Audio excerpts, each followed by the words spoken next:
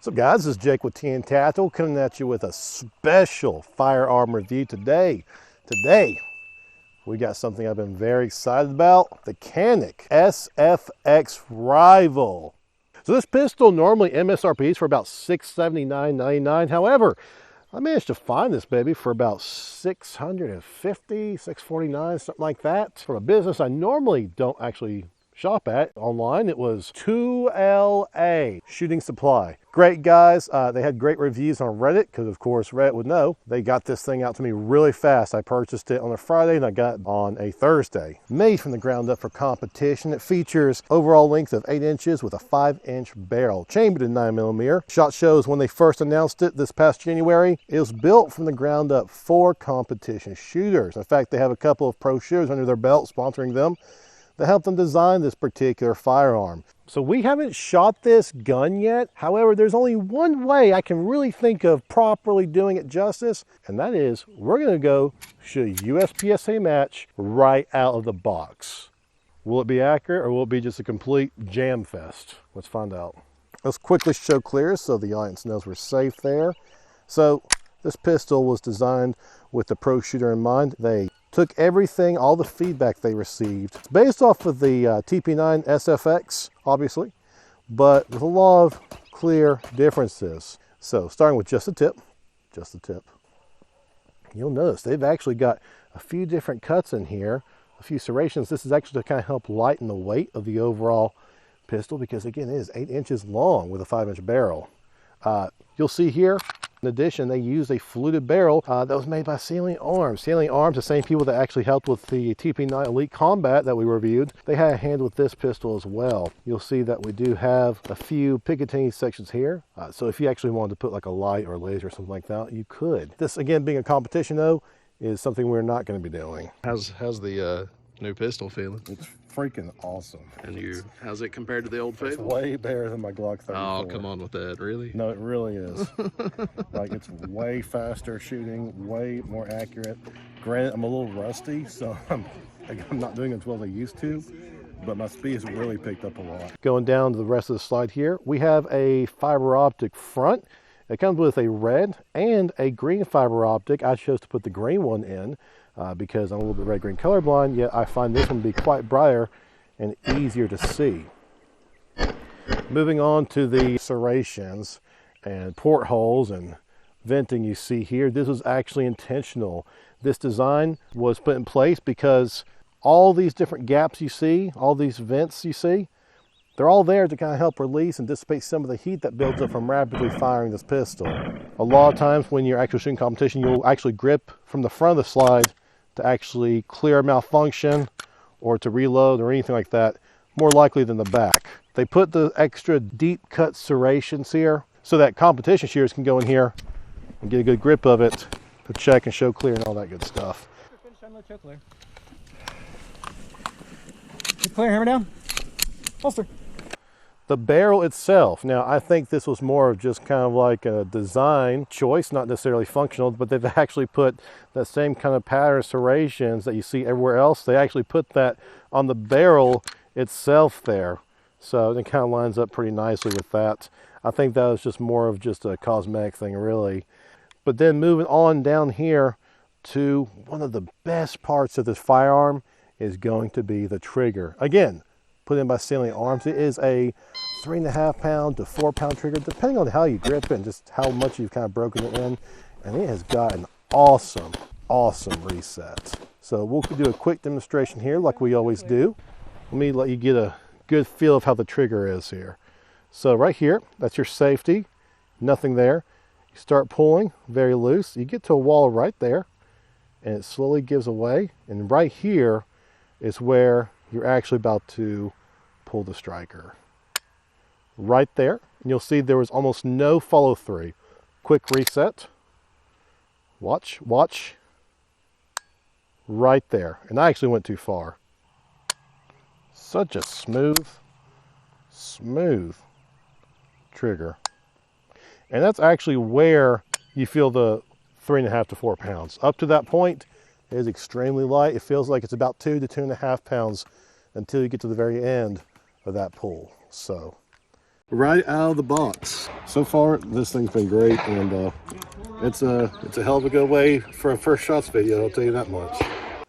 Moving on, we have an ambidextrous slide lock, so there and there, already built in. I'm not left-handed, but if I were to, say, try to lock the slide, I could do so left-handed. In addition, we also have an ambidextrous mag release. You can actually take that out and place it here. The mag release actually comes with 2 additional buttons that you can swap out with different heights. Beneath the trigger guard, they put a nice cut here that you think wouldn't make much of a difference, but man, I'm telling you, when you grip it, it just feels perfect. It feels like it's not in the way, so you're able to get a good purchase on that. So I really appreciate them putting that cut in there. You've got some stippling texture here. Now this stippling texture, it's not as aggressive as, say, sandpaper, but it's kind of somewhere in the middle range. It's not too slippery, it's not too thick, it's kind of just right in the middle, so that they probably could please the most people. You'll see we've got some here, and they also put some right here as well on this side, of course, as well. I really wish it came up all the way up here so that it actually covers your entire grip, especially on this side right here. I know a lot of other competition pistols actually have it designed like that, to where the stippling goes all the way up there. It just feels like it'd give you a little bit better. Unfortunately, they just stopped it right there. On the back side, you'll see that they don't have that. Instead, they've got these interchangeable plates that you actually can swap out to make the actual grip to be a little bit thicker or thinner, however you wish. It comes with 2 of these extra plates, and so you've got a total of 3 of those. So you'll see we've got a holster here. Also came with the firearm. You'll notice it's kind of got like a, sort of like a faux pattern to it to make it look like it's weaved, but it's really just a Kydex holster. Fits perfectly, of course, because it came with it, matches the color and everything. It comes with 2 18-round mags that have gold base plates with plastic base plates, mind you, but you also get 2 aluminum gold base plates as well. Now, these are the mags I'm talking about. There's the metal base plates on there. As you can see, they say Canik on there. They hold 18 rounds each. You can get the kind that actually do like +2 and +3 if you want, but they don't actually give you those, unfortunately. Typically in USPSA matches, you need more than 2 mags, and unfortunately they only give you 2 mags with this pistol. That's one major con I don't like about it. I went out and purchased, some of you guys are going to give me a hard time for this, but I actually purchased 2 Pro Mag magazines, which are a little bit cheaper, a little bit less quality, and I swapped out the plastic base plate from Canik, and I placed it on these 2 Pro Mags. I'm really hesitant to use Pro Mag in general because they do have a reputation of not being good quality and falling apart. However, these particular mags, number 1, were the only things that were left in stock, and number 2, they actually had decent reviews from different customers that bought them for their Canik pistols like this one. It does come with an adjustable rear sight. They can adjust for both elevation as well as windage, and you can adjust that for how you shoot. This particular model, now this is like their competition gray and gold model. It comes with 4 base plates they can swap out, plus this one with the rear sight. So if you take this base plate off, you lose the rear sight, but then you can put a different base plate on. And that's so you can put a red dot on here if you want to run this in, say, like an open class or a carry optics division. Like all Caniks, it does have a striker indicator in the back here. I like this one because it looks like it's a little bit chromed out, so it's a little bit easier to see. So when you pull the trigger here, it does sink back in to show that it has been fired.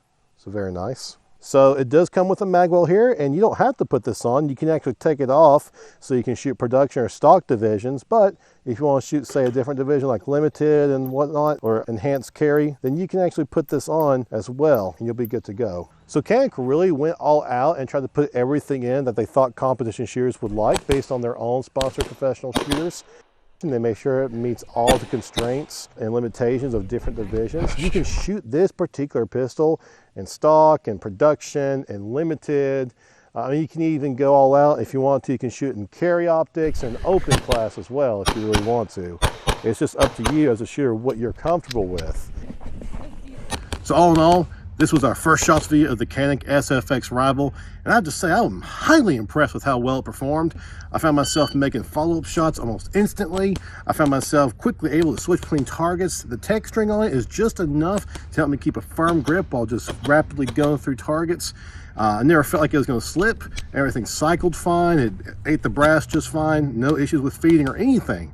And I mean, with that fiber optic I put on there, I was able to quickly make target acquisition and really just found myself shooting much faster than I used to shoot when I was shooting competition a few years back. Would I recommend this gun for anyone? Yes, absolutely. Priced around $679 MSRP, right out of the box to shoot that efficiently and that effectively, it's a hell of a good deal.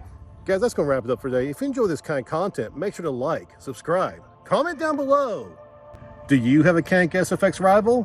What do you think? I'd love to hear from you. We'll see you next time.